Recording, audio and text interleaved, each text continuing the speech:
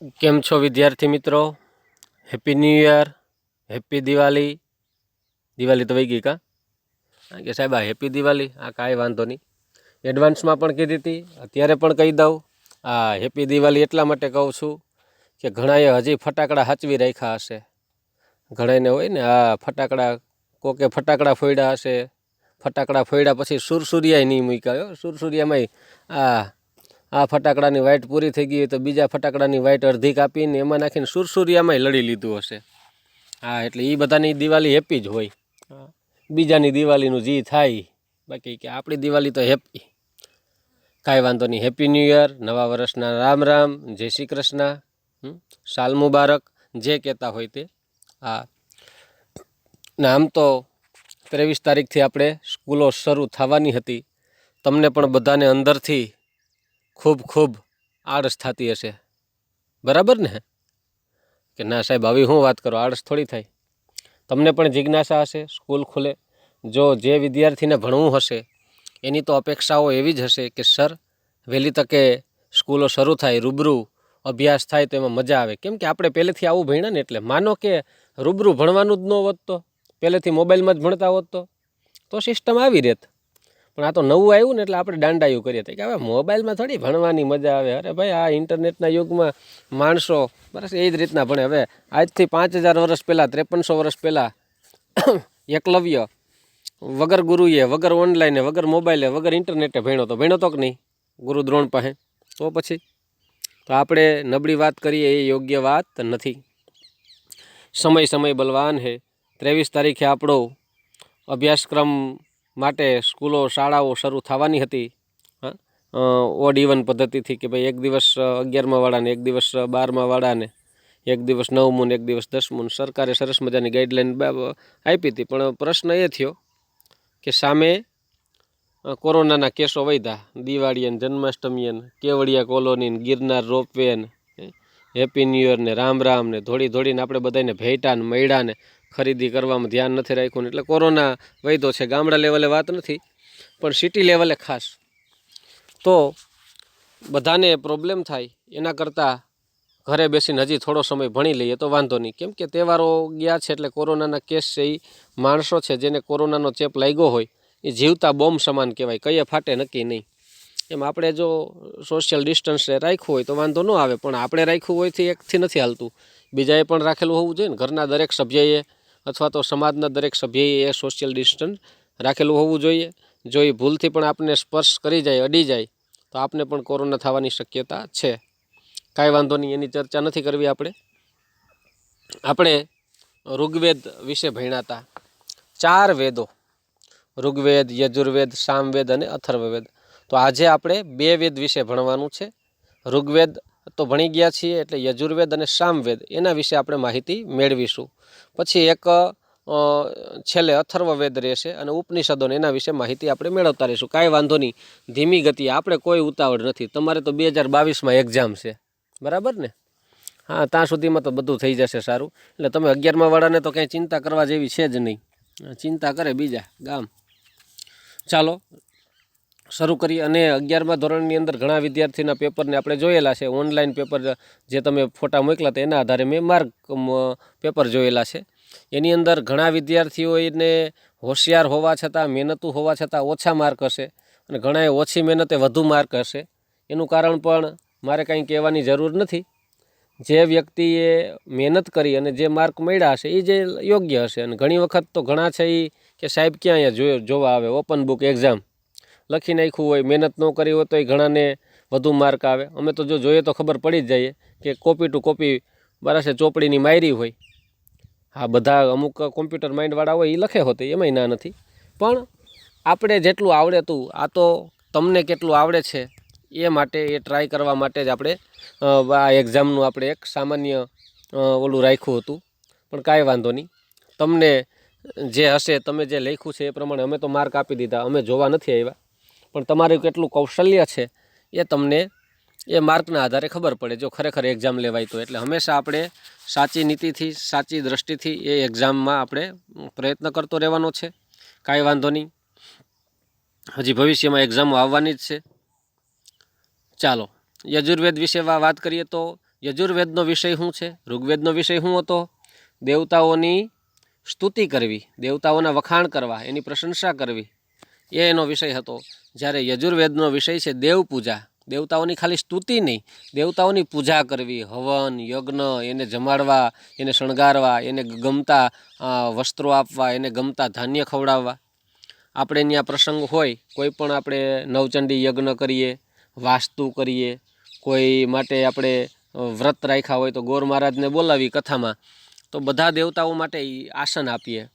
તો એ આસન છે તો કે ભાઈ કયા દેવતાને કયા પ્રકારનું વસ્ત્ર ગમે, તો કોઈ દેવતાને પીળું વસ્ત્ર, કોઈ દેવતાને કાળું વસ્ત્ર, કોઈ દેવતાને સફેદ વસ્ત્ર, કોઈ દેવતાને લાલ વસ્ત્ર, કોઈ દેવતાને લીલું વસ્ત્ર.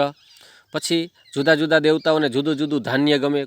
કોઈના બાજેટ ઉપર આપણે મગ રાખીએ, કોઈના બાજેટ ઉપર ઘઉં રાખીએ, કોઈના બાજેટ ઉપર ચોખા રાખીએ, કોઈના બાજેટ ઉપર અડદ રાખીએ. તો જુદું જુદું ધાન્ય દેવતાઓને ગમે છે. પછી દેવતાઓના ફોટા રાખીએ છીએ.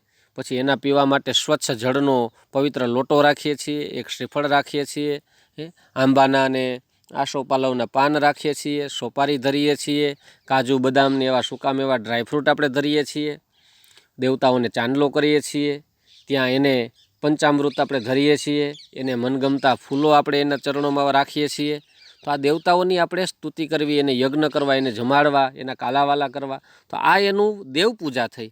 ઓલી તો ખાલી સ્તુતિ કરવી, વખાણ કરવા, દેવતાઓના વાતો કરવી, દેવતાઓના વખાણ કરવા હશે. ઋષિમુનિઓએ ભગવાનની સ્તુતિઓ કરી છે, ભગવાન આવા છે ને તેવા છે, તો એ ઋગ્વેદનો વિષય છે. યજુર્વેદનો વિષય તો હોમ હવન, દેવ પૂજા, સંગતિકરણ અને દાન, એમ 3 અર્થ ધરાવતા યજ ધાતુ ઉપરથી યજુષ શબ્દ બન્યો છે. આ યજુષ શબ્દ છે કયા ધાતુ ઉપરથી બન્યો છે? યજ ધાતુ. યજન કરવું, દેવતાઓનું યજન અને પૂજન. એનું ખાલી સ્મરણ નહીં, યજન નહીં, પૂજન પણ કરવું, એને કાલાવાલા કરવા. આથી દેવ પૂજન કે યજન કરવા માટેના મંત્રોને યજુષ કહે છે. આમ આ વેદમાં આવતા યજુષ મંત્રો અનેક પ્રકારના યજ્ઞ, યાગાદિ, યજ્ઞાદિ, યાગાદિ લખ્યો છે, યજ્ઞ યાગાદિ કે યજ્ઞ યજ્ઞાદિ વિધિ વિધાન સાથે સંબંધ ધરાવતા હોવાથી આ સંહિતા ગ્રંથને યજુર્વેદ કહેવામાં આવે છે. યજુર્વેદ છે તો એની સાથે યજ્ઞ યજ્ઞાદિ વગેરે છે. ઓની અંદર યજ્ઞ નથી. ઋગ્વેદનો વિષય શું છે? યજ્ઞ યજ્ઞાદિ એવું કંઈ કશું કરવાનું હોતું નથી. ઓનલી ફોર દેવતાઓની સ્તુતિ કરવી, દેવતાઓના વખાણ કરવા, દેવતાઓનો મહિમા ગાવો. પુરુષ સૂક્ત છે, નારદીય સૂક્ત છે, બધા જે જુદા જુદા સૂક્તો છે, સામાજિક પારિવારિક, આવા બધા સૂક્તો છે. સંવાદ સૂક્તો પણ છે. નાટક આપણે કીધું હતું કે ભાઈ એના ઉપરથી સંસ્કૃતમાં નાટકોનો વિકાસ થયો છે. એટલે આ યજુષના મંત્રો છે, યજ્ઞ યજ્ઞાદિ માટે જરૂરી હોય છે. યજુર્વેદનો આકાર, યજુર્વેદ કેવડો છે? આપણે ઋગ્વેદનો જોયો તો કે એમાં 10 મંડળ છે, 10,000થી ઉપરથી એમાં મંત્રો છે, 1,000 ઉપર એમાં ઋચાઓ છે. આપણે ઋચાઓ અને મંત્રો વધારે છે, અને એની અંદર આપણે સૂક્તો 1,000 ઉપર છે, અને 10,000થી ઉપર મંત્રો કે ઋચાઓ છે, આપણે જોયું હતું. અને 10 મંડળ છે. આની અંદર વાત કરીએ તો કે યજુર્વેદની અંદર 1975 જેટલા મંત્રો છે. કેટલા મંત્રો છે? 1975. આ બધા મંત્રો 40 અધ્યાયોમાં વહેંચાયેલા છે. ઓની અંદર મંડળ, મંડળની અંદર સૂક્ત, અને સૂક્તમાં મંત્રો. આની અંદર શું છે? ઓનલી ફોર અધ્યાય અને મંત્ર. અધ્યાય પહેલો, અધ્યાય બીજો, અધ્યાય ત્રીજો, અધ્યાય ચોથો, એમ કરીને 40 અધ્યાય, અને દરેક અધ્યાયની અંદર મંત્ર. આ પાછાના પ્રકાર છે, શુક્લ યજુર્વેદ ને કૃષ્ણ યજુર્વેદ. એટલે 40 અધ્યાયોમાં બધા મંત્રો વહેંચાયેલા છે. દરેક અધ્યાયમાં જુદી જુદી સંખ્યામાં મંત્રો આવે છે. દરેક અધ્યાયમાં જુદી જુદી સંખ્યામાં, કોઈમાં 15 છે, કોઈમાં 25 છે, કોઈમાં 50 છે, જુદા જુદા હશે. કેટલાક મંત્રો પદ્યાત્મક છે તો કેટલાક મંત્રો ગદ્યાત્મક છે. કેટલાક મંત્રો પદ્યાત્મક એટલે ગાઈ શકાય એવા છે, અને કેટલાક મંત્રો છે ગદ્યાત્મક છે, ગદ્ય સ્વરૂપે, જેમાં તમે રાગ ન હોય પણ ગાવાના હોય. બરાબર છે? ઓમ આ નૌ ભદ્રા ક્રતવો યંતુ વિશ્વતઃ અદબ્ધાજ અપરિતાશ ઉદ્ભિદઃ એમ બોલવાના હોય, ગાવાના ન હોય. અને અમુક મંત્રો છે તમે ગાઈ શકાય એવા મંત્રો હોય છે યજુર્વેદના. એટલે અમુક ગદ્યાત્મક છે તો અમુક પદ્યાત્મક છે. પદ્યાત્મક છે ગાઈ શકાય છે, ગદ્યાત્મક છે ખાલી બોલવાના હોય છે. આગળ વાત કરીએ આપણે તો કે યજુર્વેદની મુખ્ય 2 શાખાઓ છે, શુક્લ યજુર્વેદ અને કૃષ્ણ યજુર્વેદ. કોણ બનેગા કરોડપતિ જોવો છો? તો ગઈકાલે કે પરમ દિવસે કોણ બનેગા કરોડપતિમાં પૂછાણું હતું કે ભાઈ, અને એ બેને લગભગ પ્રશ્ન ક્વિટ કર્યો હતો, 1250નો કે એમ કંઈક પ્રશ્ન હતો. એ બેન હતા લગભગ બોમ્બેવાળા. બોમ્બેવાળા બેનો બહુ તો ખબર નથી, પણ મારા ધ્યાનમાં આવ્યું એટલે મેં તો ઓપ્શન કીધો કે ભાઈ એ યજુર્વેદ, ઓપ્શન પણ એ હતો યજુર્વેદ. એ બેને ક્વિટ કરી લીધો હતો કે જવાબ દીધો તો લગભગ ક્વિટ કર્યો હતો જવાબ, એને સાચો જવાબ નહોતો આવડતો, 4 લાઈફલાઈન પૂરી થઈ ગઈ હતી. એટલે જો આવું બધું તો તમને આવડતું હોય તો આ જો ભણી ગયા હોત તમે દિવાળી પહેલાં આપણે ભણાવી દીધું હોત તો અને વાંચી લીધું હોત તો તમે કહેત કે આ બેન હાવું ડફોળ છે, એટલું નથી આવડતું. શુક્લ યજુર્વેદ ને કૃષ્ણ યજુર્વેદ એ યજુર્વેદની શાખાઓ છે. એમાં પ્રશ્ન એવો પૂછાણો તો શુક્લ અને કૃષ્ણ આ શાખાઓ છે કયા વેદની છે, એવો પ્રશ્ન હતો. અને લગભગ 6:40 તો એ બેન જીતી ગયા હતા, 6:20 તો 12:50નો કે એમ કંઈક પ્રશ્ન હતો. હા, 6:40 જીતી ગયા હતા અને 12:50નો એ પ્રશ્ન હતો. એટલે આવા પ્રશ્નો છે ઝીણા ઝીણા, એ દરેકમાંથી પૂછાતા હોય તો આપણું નોલેજ બધું હોવું જોઈએ. યજુર્વેદની મુખ્ય 2 શાખાઓ છે, એક છે શુક્લ યજુર્વેદ અને એક છે બીજી કૃષ્ણ યજુર્વેદ. યાજ્ઞવલ્કય ઋષિ હતા, એણે સૂર્ય ઉપાસના કરીને તેની કૃપાથી યજુર્વેદનું જ્ઞાન મેળવ્યું હતું, તે શુક્લ યજુર્વેદ કહેવાય છે. જે સૂર્યની ઉપાસના કરીને જે જ્ઞાન મેળવ્યું હતું એ હતું શુક્લ યજુર્વેદ. હા, શુક્લ યજુર્વેદની 2 શાખાઓ પ્રચલિત છે, કાણવ અને માધ્યંધીની. જ્યારે કૃષ્ણ યજુર્વેદની 4 શાખાઓ પ્રચલિત છે, તૈતરીય, મૈત્રાયણી, કાઠક અને કપિષ્ઠલ કઠ. આ 4 શાખાઓ છે. આમાં કંઈક એવું કંઈક છે કે જે ઋષિ છે ને એણે એના ગુરુ પાસેથી જ્ઞાન લીધું હતું, તેના ગુરુને સાથે ઝઘડો થઈ ગયો કે હાલ મારું જ્ઞાન આપી દે, એટલે એને વમન કર્યું, ઉલટી કરી અને જ્ઞાન કાઢી નાખ્યું. પછી એમાં એ જ્ઞાન છે બીજા શિષ્યો છે ને તેતર બની અને એ ઉલટીને લીધી, એટલે એ ઉલટી છે ને ખાઈ લીધી. આવી દંતકથાઓ છે, સાચું તો ન હોય પણ જે હોય તે જ્ઞાનને એ ઉલટી સ્વરૂપે જ્ઞાન છે ને લઈ લીધું એના શિષ્યોએ, અને એ શિષ્યોએ જ્ઞાન લઈ લીધું ને એની ઉપરથી તેતરીય શાખા બની છે. પછી મૈત્રાયણી, કાઠક ને કપિષ્ઠ કઠ આવી એની જુદી જુદી શાખાઓ છે. યજુર્વેદની સૂક્તિઓ, એના મંત્ર શું છે? અંધૃતાત સત્યમ ઉપેમી. અંધૃતાત, અંધૃત એટલે અસત્ય, અસત્યમાંથી સત્યમ ઉપેમી, હું સત્યને પ્રાપ્ત થાવ. અસત્યો માં હેથી પ્રભુ પરમ સત્ય તું લઈ જા. આવા ઉત્તમ વિચારો છે આપણા દેશમાં, એ વેદકાલીન સમયથી હજારો કરોડો વર્ષ જૂના છે. એનો મતલબ તમને એમ લાગે કે આધુનિક સમયમાં જ બધા ખોટું બોલે છે, પહેલાં નહીં બોલતા હોય? ક્લાસની અંદર બધા શાંતિથી બેઠા હોય તો કોઈ શિક્ષક એમ કહે કે એ અવાજ કરવામાં છાનામાના થઈ જાવ, કોઈ કહે ન કહે? ખબર છે કે બધા છાનામાના બેઠા. હવે આવું સૂચના ક્યારે દેવી પડે કે એ તોફાન કરમાં, એ અવાજ કરમાં? ક્યારે કહેવું પડે? કોઈ વિદ્યાર્થી તોફાન કરતો હોય, કોઈ વિદ્યાર્થી અવાજ કરતો હોય તો કેવું પડે. તો આ વેદ સમયમાં પણ એવું કીધું કે અસત્યથી દૂર થઈને હું સત્યને પ્રાપ્ત થાવ. એનો મતલબ શું થયો? ત્યારે ગપુડિયા તો હતા, ગપ્પા મારીને બધાને હેરાન કરતા હોય છે. એટલે ઋષિમુનિઓએ ત્યારનું શિક્ષણ આપ્યું છે કે અસત્ય નહીં બોલવાનું ભાઈ, સત્ય બોલો, સાચું બોલો, માણસ થાવ. ગાય ભેંસ પશુઓની જેવું જીવન જીવવાનું છે આપણે માણસ છીએ તો માણસ થવાનું છે. માણસને જેમ કે માણસ થા, ભેંસને કહેવાય તું ભેંસ થા, ન કહેવાય. ગાયને કહેવાય તું ગાય થા, નહીં. બળદને કહેવાય તું બળદ થા, કૂતરાને કહેવાય કે ભાઈ તું કૂતરો થા, ન કહેવાય.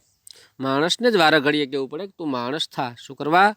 કે ખોટું બોલે છે, લુચ્ચો, સ્વાર્થી, લોભિયો થતો જાય છે. એટલે અંધૃતાત સત્યમ ઉપેમી યજુર્વેદના 1 અધ્યાયનો 5મો મંત્ર છે ભાઈ. યજુર્વેદના 40 અધ્યાયો છે, એમાં 1 જ અધ્યાયનો આ 5મો મંત્ર છે. યજુર્વેદ ખોલો તો એમાં 1 અધ્યાયમાં 5મો મંત્ર આ હશે. એમાં સૂક્તિ છે અંધૃતાત સત્યમ ઉપેમી, હું અસત્યમાંથી દૂર થઈને સત્યને પ્રાપ્ત થાવ. પછી મિત્રસ્ય અહમ ચક્ષુષા સર્વાણી ભૂતાની સમીક્ષે. યજુર્વેદના 16મા અધ્યાયમાં 18મો મંત્ર એટલે સૂક્તિનો આ બરાબર છે, વાક્ય છે, સૂક્તિ છે કે સર્વાણી ભૂતાની, બધા જ ભૂત એટલે પ્રાણીઓ, સર્વાણી ભૂતાની અહમ, હું મિત્રસ્ય ચક્ષુષા સમીક્ષે, હું મિત્રની દ્રષ્ટિએ જોઉં. સમીક્ષે, હું સમીક્ષા કરું. બધા જ પ્રાણીઓને હું મિત્રની દ્રષ્ટિથી જોઉં. આપણે બધા પ્રાણીઓને મિત્રની દ્રષ્ટિએ જોઈએ છીએ તો કે નહીં? ઘરમાં કે આજુબાજુમાં સાપ નીકળે તો શું કરીએ? આ ધોકાન પાઇપું લઈને પૂગી જાય, પતાવી દો. આ પણ બિનઝેરી બિચારો હોય. કાં તો કે ભાઈ ભગવાને અમને પૃથ્વી પર મોકલા છે, માણસને એકને જ જીવવાનો અધિકાર છે, આ સાપને થોડો જીવવાનો અધિકાર છે. હા, એને બાપુજીની છે સાપની દુનિયા, એમ કરીને આપણે ઝીકી નાખીએ. વિશાળ જગ વિસ્તરે નથી એક જ માનવી, પશુ છે, પક્ષી છે વનોની વનસ્પતિ. વિશાળ વિસ્તરની અંદર ખાલી માણસ જ એક નથી, પશુ પક્ષીથી માંડીને બધા પ્રાણીઓ છે એ આ જગતની અંદર એને જીવવાનો અધિકાર છે. એ સાપ નીકળો છે, આપણે એનાથી બીક લાગતી તો આપણે છેટું વહી જવાય. આ ધરતી ઉપર આપણા એકની બાપુજીની નથી, આપણા કોઈના બાપુજીની નથી. ધરતી ઉપર બધાને જીવવાનો સમાન અધિકાર છે. હા, એ આવ્યો હોય તો આપણે છેટું વહી જવાય અથવા તો એને દૂર ખસેડી દેવાય, એને ખબર નથી પડતી. એ તો અબૂત છે. સાપને ખબર પડે કે આ ભાઈએ 20 લાખનું 50 લાખનું મકાન બનાવ્યું તો આમાં ન જવાય, નકર ઈ મને ઢીબી નાખશે. જો એને ખબર પડતી બિચારો આવે શું કરવા? સાપને ખબર પડતી હોય કે આ માણસો મને મારી નાખે તો એ બિચારો આવે. અમુકનો આપણે છેટો ભાગે, પણ છતાં એ એનાથી બચવા હાટું એ બિચારો પ્રયત્ન કરતો. એટલે પ્રાણીઓને, દરેક પ્રાણીઓ હોય, ગાય હોય, કૂતરો હોય, ભેંસ હોય, કોઈ પણ હોય, એનેથી આપણે મિત્રની દ્રષ્ટિએ જોવાનું, એની સાથે ખરાબ વ્યવહાર કરવાનો નથી. આ યજુર્વેદની સૂક્તિઓ હતી. આગળ વાત કરીએ હવે આપણે સામવેદ. દેખાય છે ને સરખું રેડી. અને ઘણાને જો રિઝોલ્યુશન અથવા તો સરખું ન દેખાતું હોય તો ભાઈ કીધું જ છે કે ભાઈ નેટ છે, તમે સારી જગ્યાએ ફ્રિકવન્સીમાં આવતું હોય, નેટ સરખું આવતું હોય તો તમે એ કરી શકો. નકર યુટ્યુબની અંદર તમે ડાઉનલોડ કરી લ્યો. ટોટલ આ બધા વિડીયો છે ને એ 50 થી 60 MBના છે. આપણે જે ઓલા ક્લાસમાં લેક્ચર લેતા ને એ 3-3, 4-4 જીબીના હતા. એ 4 જીબીના ખાલી વિડીયો તમે યુટ્યુબમાં ખાલી જોવો ને 30 મિનિટ, તોય તમારે અડધો-પોણો જીબી નેટ ઉપડી જાય. ખાલી જોવો તોય અડધો-પોણો જીબી નેટ ઉપડી જાય. અને આને ખાલી આખો વિડીયો ડાઉનલોડ કરી લ્યો ને તોય 40-50 MB તો માંડ થાય. એટલે 10મા ભાગનું પણ આમાં ઓછું જોઈએ છે નેટ, બરાબર છે. અને આપણે શું છે કે આ ટેક્સ્ટ બુક છે તો એની અંદર તો ઘણા લોકો બહાર હોય, અત્યારે સિઝનમાં વાડીએ હોય. જો હું અત્યારે વાડીઓમાં જ અત્યારે ઘરે જ છું હજી. જો ક્યારેક ક્યારેક પક્ષીઓના અવાજ આવતા હશે. વાડીએ બેસીને નિરાંતે લેક્ચર લઉં છું. અને મને એમ હતું કે શનિવારે રવિવારે નીકળી જઈએ તો આપણે છોકરાઓ ભણાવવા માંડીએ. પણ કાંઈ વાંધો નહીં, અમે તો નીકળી જ જશું. તમે આવો કે ન આવો, પણ અમે તો ત્યાં તમારું વેલકમ કરવા ઊભા જ રહી જવાના. એટલે પશુ પક્ષીઓ, દરેક પ્રાણીઓ છે એની સાથે મિત્રતા હોવી જોઈએ. આ પશુ પક્ષીઓનો અવાજ છે કેટલો મધુર અને આનંદદાયક હોય છે. એટલે તમારો જે લેક્ચર છે એ આખો 50 MBનો માણ હશે, તમે ડાઉનલોડ કરી લ્યો એટલે વાંધો ન આવે. અને માનો કે તમે બહાર હોવ, ઘરની બહાર, ટેક્સ્ટ બુક સાથે નથી, તો તમે આ વિડીયો ડાઉનલોડ કરી લો તો આ જે શબ્દો છે તમે આખા તમને ટેક્સ્ટ બુક તમારે ભેગી ફેરવવાની જરૂર નથી. હવે સામવેદની વાત કરીએ આપણે તો કે સામવેદનો વિષય શું છે? સામનો અર્થ થાય ગીતિ. ગીતિ એટલે ગાન, ગાયન, ગાવું. સામનો અર્થ શું થાય? ગીતિ, ગાયન. તેથી સામવેદ ગાનનો મંત્રનો સંગ્રહ છે. સામવેદ છે ને એ ગાયનના મંત્રનો સંગ્રહ છે. જેટલા પણ ઋગ્વેદમાંથી કે યજુર્વેદમાંથી કે જે કાંઈ પણ મંત્રો મળ્યા છે ને, જે ગાઈ શકાય એવા મંત્રો છે ને એ બધા કોપી એન્ડ પેસ્ટ કરી લીધા. મોસ્ટ ઓફલી બેઠા કોપી જ માર્યા છે. ઋગ્વેદના જ કોપી માર્યા છે. હા, એટલે યજ્ઞના અવસરે ઉદગાતા ઋત્વિજ દેવતાઓના સ્તુતિગાન આ મંત્રોથી કરે છે. જ્યારે યજ્ઞ કરે ત્યારે ઉદગાતા ગાયન કરી શકે ઋત્વિજો. ઋત્વિજો એટલે હોમ હવન કરતા હોય ને સાથે, પુરોહિતની સાથે, એ બધા દેવતાઓનું સ્તુતિગાન કરે છે ને આ મંત્રોથી કરે છે. વેદાનામ સામવેદ અસ્મિ. વેદોમાં તો હું સામવેદ છું એવું કોણે કીધું હતું? કે ભગવાન શ્રી કૃષ્ણએ. એમ કહીને શ્રી કૃષ્ણ ભગવાને ભગવદ્ ગીતામાં સામવેદનો મહિમા બતાવ્યો છે. ભગવાન શ્રી કૃષ્ણએ સામવેદનો મહિમા બતાવ્યો છે કે ભાઈ 4 વેદમાં, બરાબર છે, હું કોણ છું? તો કે હું સામવેદ છું 4 વેદોમાંથી. એટલે સામવેદ છે એ સંગીતની ગંગોત્રી છે. સંગીત શાસ્ત્રની શરૂઆત જ સામવેદથી થઈ છે. સામવેદ છે એમાંથી જ સંગીત શાસ્ત્રની શરૂઆત થઈ છે. સામવેદના મંત્રો જો યોગ્ય ઉદ્ગાતા હોય ને, ગાવાવાળા, અને વ્યવસ્થિત હોય વાજિંત્ર અને મંત્રો સાથે, બરાબર છે, જો કોઈ સારો ગાતા હોય, સામવેદના મંત્રોનો સારો અવાજ હોય, ગાતા હોય, તો તમને પિક્ચરના ગીત છે ને નોર્મલ મામૂલી લાગે. એમ થાય કે આવા ગીત હોય કાંઈ. એના કરતાં તો સામવેદના મંત્રોની મજા. હરિ હો ઓમ વિષ્ણવે વિષ્ણવે હરિ ઓમ. એ મજીરા અને ઢોલક સાથે જે સામવેદના મંત્રો જો વ્યવસ્થિત ગાય ને તો તમને એમ થાય કે ભાઈ આ બધું ભૂલી જાય, આપણે બીજું બધું ભૂલી જાય. સામવેદ સંગીતમાં ઊંચું સામવેદ છે એવું તમને લાગે. સામવેદનો આકાર, સામવેદ કેવડો છે? તો કે સામવેદમાં કુલ 1875 મંત્રો છે. યાદ રાખજો, યજુર્વેદમાં 1975 છે, જ્યારે સામવેદમાં 1875 છે. યજુર્વેદ કરતાં 100 મંત્રો ઓછા છે. પાછા આ બધાના 2 ભાગ છે. પૂર્વાર્ચિક અને ઉત્તરાર્ચિક એમ બે ભાગમાં વહેંચાયેલા છે. હા, પૂર્વાર્ચિક અને ઉત્તરાર્ચિક. પૂર્વાર્ચિક છે ને એમાં કેટલા કંઈક 9 પ્રપાઠક છે અને ઉત્તરાર્ચિકમાં 6 પ્રપાઠક છે. પૂર્વાર્ચિક છે ને એની અંદર 1225 મંત્રો છે અને ઉત્તરાર્ચિક છે એમાં 650 મંત્રો છે. એટલે ટોટલ 1875 મંત્ર છે. આમાં નથી લખ્યું પણ એવું છે. પૂર્વાર્ચિકની અંદર 9 પ્રપાઠક છે. પ્રપાઠક 1, પ્રપાઠક 2, પ્રપાઠક 3, પ્રપાઠક 3, 4, 5 એમ પ્રપાઠક 9 છે અને એમાં 1225 મંત્રો છે. જ્યારે ઉત્તરાર્ચિક છે એની અંદર 6 પ્રપાઠક છે. પ્રપાઠક 1, પ્રપાઠક 2, પ્રપાઠક 3 અને એની અંદર 650 મંત્રો છે. એટલે મેન તો પૂર્વાર્ચિક ને ઉત્તરાર્ચિક એમ સામવેદના બે ભાગ છે. પૂર્વાર્ચિકમાં અગ્નિ, ઇન્દ્ર, સોમ વગેરે દેવો છે એનું સ્તુતિગાન છે અને તેમાં કુલ 650 મંત્રો છે. જો પૂર્વાર્ચિક, પૂર્વાર્ચિકમાં છે ને એની અંદર 650 મંત્રો છે અને એની અંદર 6 જ પ્રપાઠક છે.